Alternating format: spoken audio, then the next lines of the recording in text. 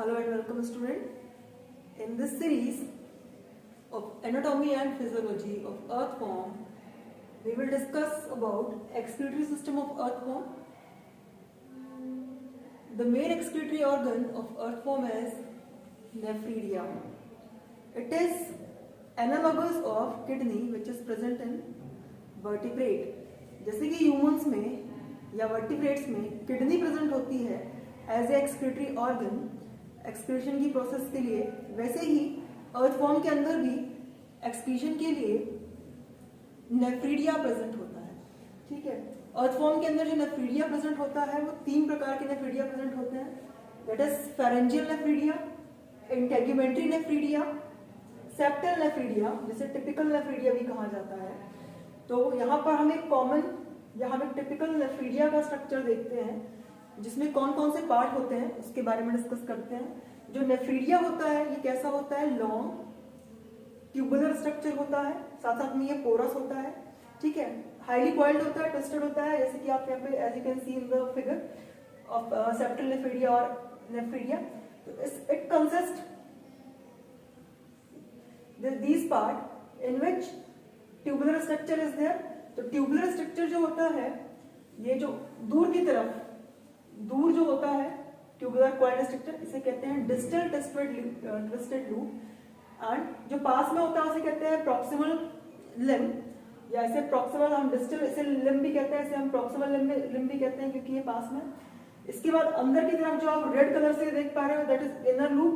बाहर वाला जो ब्लैक आउटलाइन है ये है आउटर लूप और ये स्ट्रेट पोजीशन है, उसको स्ट्रेट लूप बोलेंगे. यहाँ पर प्रेजेंट होता है नेफ्रोस्टोम जो कि एक फनल के शेप का स्ट्रक्चर होता है. साथ साथ में इसमें नेक प्रेजेंट होती है, ऊपर की तरफ इसका एपिकल पार्ट और नीचे की तरफ इसमें टर्मिनल पार्ट होता है. अर्थ फॉर्म के एक्सक्रीटरी सिस्टम को और डिटेल में और अच्छे तरीके से समझने के लिए हम यूज करेंगे इसके स्ट्रक्चर का, एक्सक्रीटरी सिस्टम के स्ट्रक्चर का, जिसको हम स्लाइड्स की हेल्प से पढ़ेंगे. तो चलिए चलते हैं स्लाइड की तरफ. Excretory system of earth form. Oh shit, गड़बड़ हो गया. Excretion is the process in which removal of metabolite waste or metabolic waste, including nitrogenous waste such as ammonia, urea, uric acid from the body. Excretory system consists of nephridia as excretory organ which is analogous to kidney of vertebrate. In the excretory system of earth form, main organ which helps in excretion or which is to perform excretion is nephridia or nephridial system. The structure of nephridia is, or the nephridia is a porous, long, thin and coiled tube which is found in all segment of the earth form except first three. There are three types of nephridia present in earth form. First is septal nephridia, second is pharyngeal nephridia and third is integumentary nephridia. Septal nephridia present in segment 15, 16 to last. 15th, 16 to last.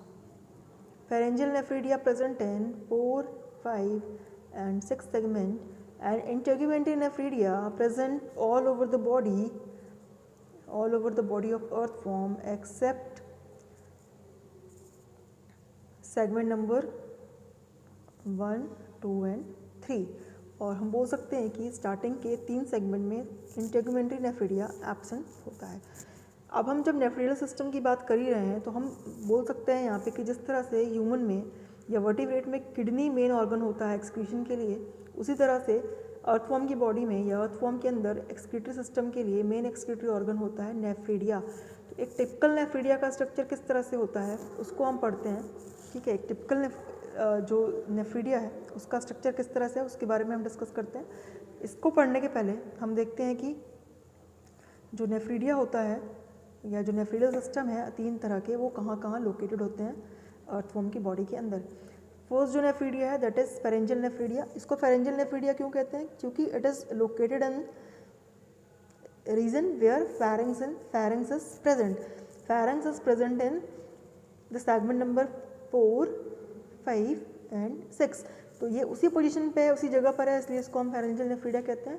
ठीक है, आगे इसके अंदर क्या चीज़ है, इसका function क्या है, उसको हम आगे डिस्कस करते हैं.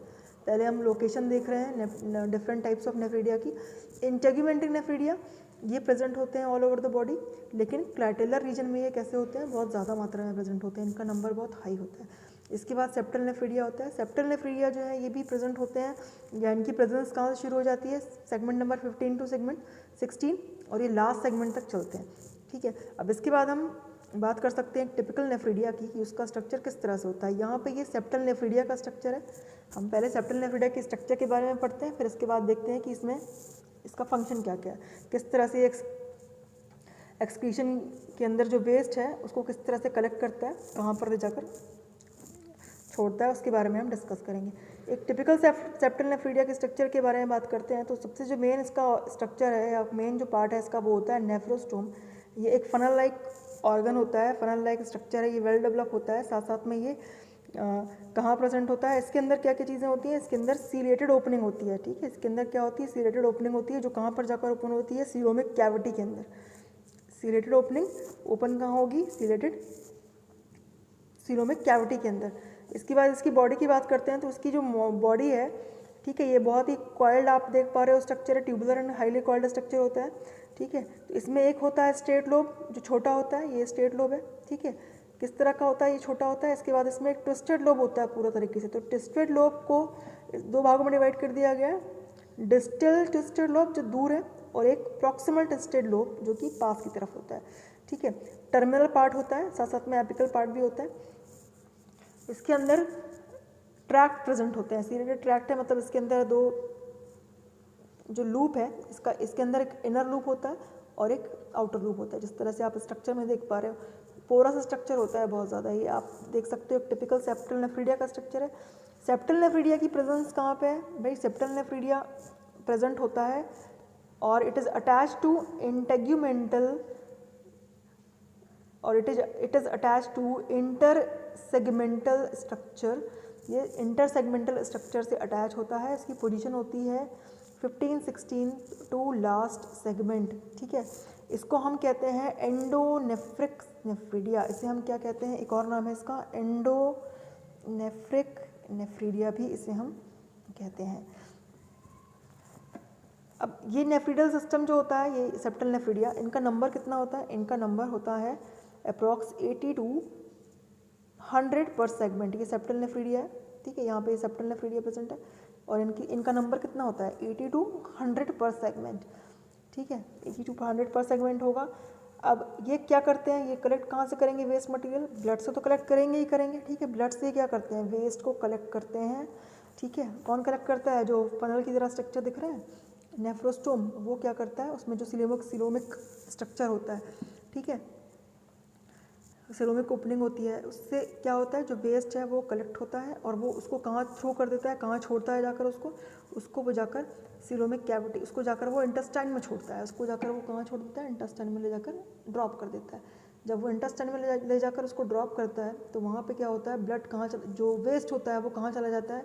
अब वो वेस्ट चला जाता है मेन स्ट्रीम में, किसकी, एलिमेंट्री कैनाल के इंटेस्टाइनल पोर्शन से वो ऐड होना शुरू हुआ एलिमेंट्री कैनाल के अंदर. अब वो कहाँ चला गया, एलिमेंट्री कैनाल के सिस्टम में आके ऐड हो गया. वहाँ से वो जब अनडाइजेस्टेड फूड जो है बाहर निकलता है जिस वक्त, ठीक है, तो अनडाइजेस्टेड फूड के साथ वो एनएस के थ्रू बाहर निकाल दिया जाता है. तो इस तरह से इसको हम कहते हैं एंडोनेफ्रिक नेफ्रीडिया. ठीक है, क्योंकि ये वेस्ट को कहाँ पे डायरेक्ट ड्रॉप कर देता है, इंटेस्टाइन में, और इंटेस्टाइन से होता हुआ वेस्ट इंटेस्टाइन के थ्रू एनएस से होता हुआ वेस्ट कहाँ चला जाता है, बॉडी के बाहर निकाल दिया जाता है.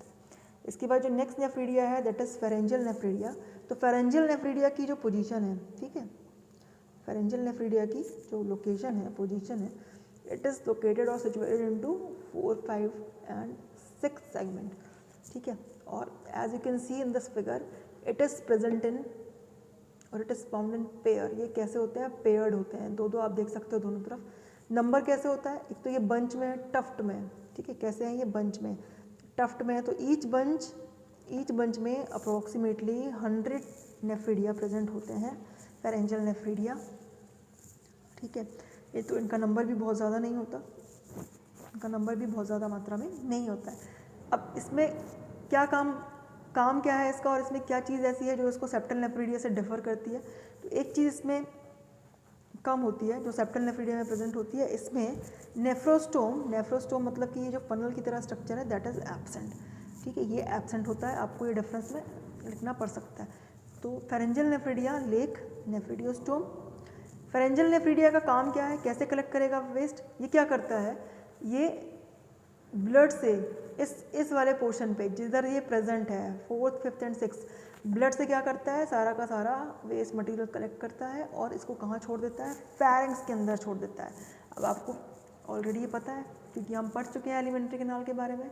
तो बकल कैविटी से फेरिंग्स से ईसोफेगस, ईसोफेगस से फिर गिजार्ड से स्टमक से इंटेस्टाइन से हमारी एलिमेंट्री कैनाल एनस में जाके ख़त्म हो जाती है। तो क्या होगा, इसको इसने एलिमेंट्री कैनाल के मेन ट्रैक्ट में डाल दिया, एंटर कर दिया। अब जहाँ से ये अनडाइजेस्टेड वेस्ट जो है उसके फॉर्म में, फीकल मटेरियल के फॉर्म में उसके साथ मिक्स होकर बाहर निकाल दिया जाएगा। कौन, हमारा वेस्ट। ठीक है, जिसकी हमें ज़रूरत नहीं है, जिसको हम स्टोर भी नहीं कर सकते। ठीक है, यूजलेस है वो।